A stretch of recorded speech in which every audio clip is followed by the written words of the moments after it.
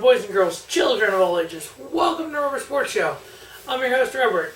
Alright, over the weekend, we had 3 big shows in Toronto.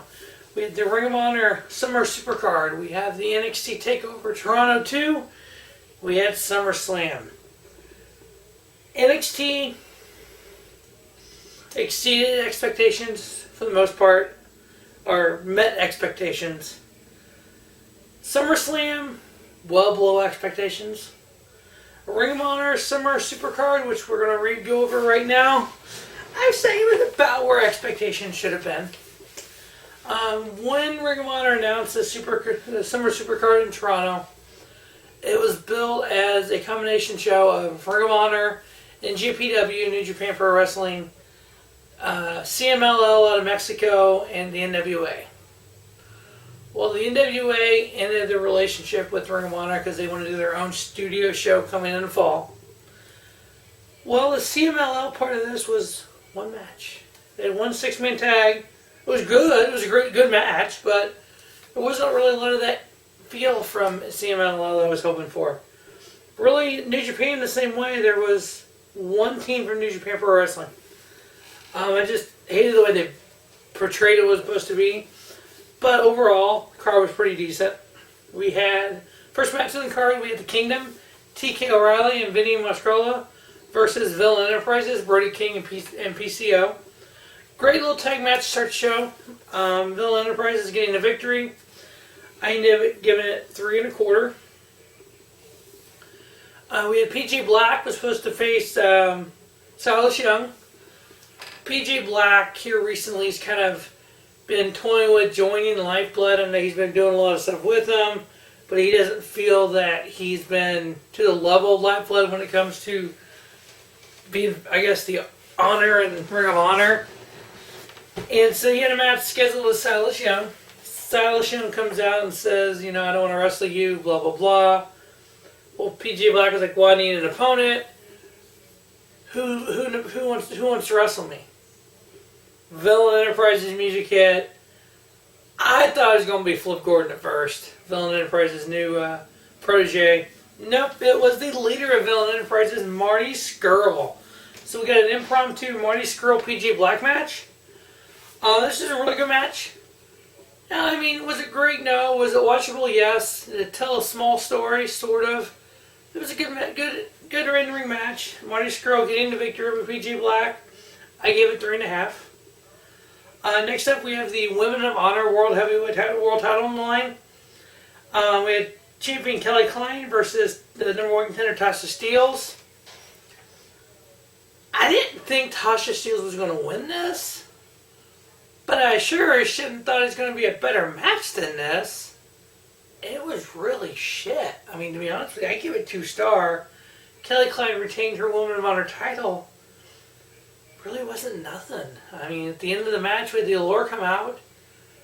But it's like, I don't know. I mean, it's like the women's division in Ring of Honor is just a couple people.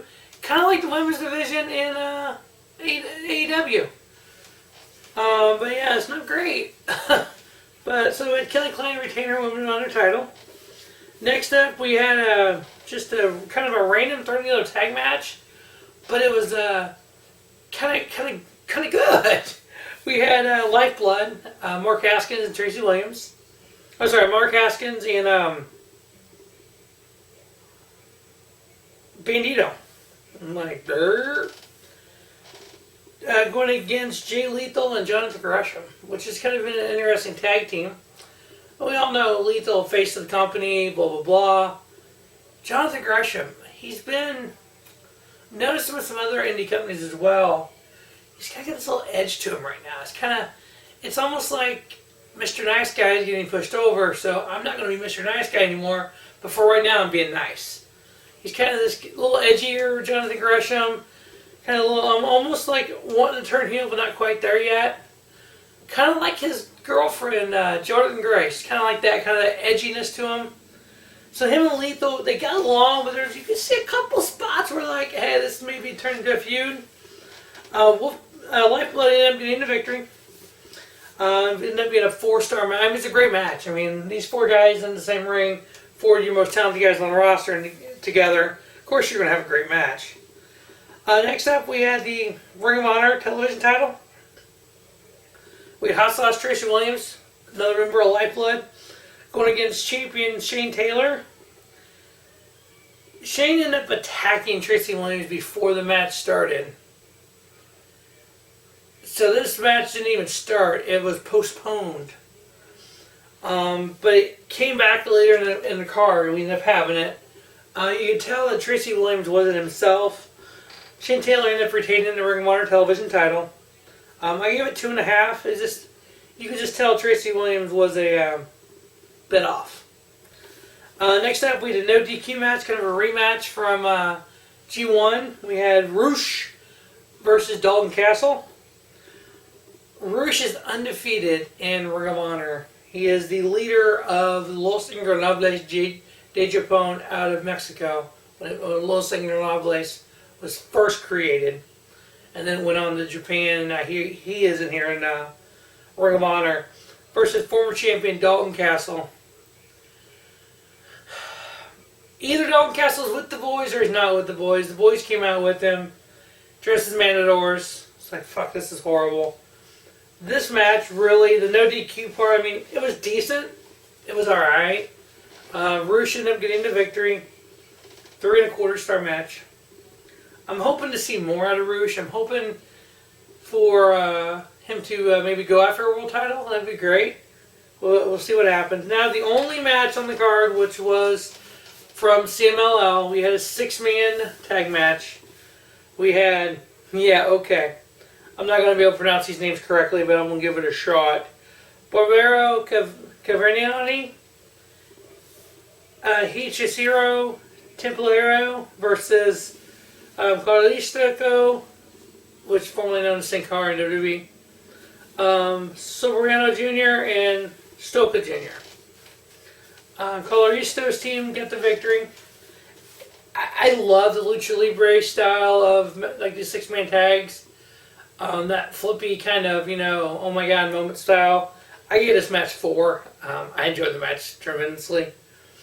But I definitely want to try to check out some CMLL stuff.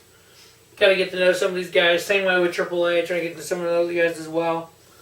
Our sub-main here was the Ring of Honor World title. We had champion Matt Taven taking on returning veteran Alex Shelley. There's only very few companies where a guy like Alex Shelley is going to be considered for a world title. I know it's wrong to say because he's uber talented, but when you start getting up like the AEWs of the world, even Impact of the world, New Japan, WWE, guys like this don't normally get world title shots. Don't get me wrong, the match was great. I enjoyed the hell of it. I kind of at one point during the match, actually thought Alex Shelley had a shot at winning. One of the greatest moments, and you've seen it all over social media. Dude in the front row asleep. I mean, just drunk, passed out. And freaking, I don't know if he had a shoe off or his buddy took his shoe off, but his shoe was there, and Alex Shelley picked the dude's shoe up and threw it at Matt Taven. And then Taven threw it back at Shelley and ended up back over on the fan side. And then just the guy just like this, and Shelley picking his hands up and going like this, and the guy waking up clapping, which was just hilarious as shit. I mean, this is all over Fight TV and everything, so it's like, oh my god, this is great. Matt Taven ended up retaining his title there, which kind of figured would happen. It ended up being, I give it 3.75 star. I thought it was a good match. Now, at the end of this, we had Roosh come out challenging Matt Taven. Okay, I'm good. I'm good.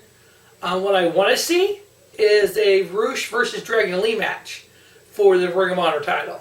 brother versus brother. Down with that. Or even the Roosh and Dragon Lee versus the Briscoes. I'd be down with that too. Speaking of them boys, from Sandy Fork, Delaware, Ring of Honor tag team titles on the line. Ladder War number 8. The 8th ladder war in Ring of Honor history. We had those Ring of Honor tag titles hung high above the ring.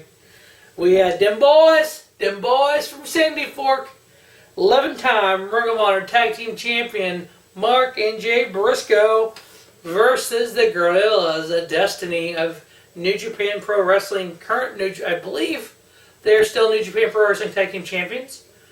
I have to look on that. I'm not 100% sure because with the G1 going on, the tag titles haven't been defended recently. Tamalonga and Tamatanga, Haku's sons, so second generation superstars. We had a little ladder war. Now, wasn't the greatest ladder war of all time. It had the spots, it had the Briscoes doing their thing, and it had the Gorillas showing how dominant they're one of the greatest tag teams in the world. The Briscoes ended up getting the victory here. I gave it 4.25. But Jay Briscoe was bleeding like a stuck fucking pig. Good God, he took a shot. I don't know exactly where the match where he got cut, but he got cut in like his forehead area, and it was this like freaking crimson mask. It's like, okay, you go from watching WWE where there's no fucking blood at all, to you watch Jay Briscoe in a ladder where there's... So yeah, I give it 4.25. Again, wasn't one of the best ladder wars. It was good. It told a pretty good story because these two teams have been feuding for a while for the Ring of Honor tag titles. But definitely a pretty decent show. Ring of Honor is not the Ring of Honor of old. It's not the Ring of Honor of the early 2010s. It is the 2019 version of Ring of Honor. What we're experiencing here in pro wrestling in 2019, going into 2020, we have the emergence of AEW. We have New Japan doing their thing. We have WWE being the big dog in the room, who in some aspects, because of the billion-dollar contract that's signed with Fox, because of the ratings on USA for Monday Night Raw, they're almost running a scary look. They're almost being scared of the competition. They went so long with that competition being the only... I mean, obviously there was indie shows, but you had WWE here, and you had the MLWs of the world, the Real Honors of the world, the Impact. I would say Impact maybe got to here, maybe right here in their history. AEW is already right here. This is WWE. So you have AEW already selling out 10,000 seat arenas. They've had handful of shows. They haven't started a weekly show yet. They have a weekly show starting. They signed a show for TNT, Turner Network Television, without even having a show air yet on pay-per-view. So it's like, we know what this could be. This could be WCW back when it was on Turner back in the day. Where are we going all the way around professional wrestling? There's enough talent to go around. You're going to see a lot of people with WWE, which a year ago, 2 years ago, would have re-signed in a millisecond. Those same people will be like, hey, look what Moxley's doing. Look what, If I don't re-sign with WWE, and I don't have the 90-day no-compete, I can do exactly what John Moxley just did. So I think the landscape of professional wrestling will change. I think you're going to see more of this SummerSlam where you have WWE doing their thing and a Ring of Honor or an MLW or somebody like that kind of piggybacking off of that weekend, throwing a show like this Friday night. People come into town for Saturday, Sunday. Hey, let's go on Friday night and check out Ring of Honor. I know I would have. If I was going to SummerSlam, I'd check it out. I would check out all 3 shows. Just like we have in Mania.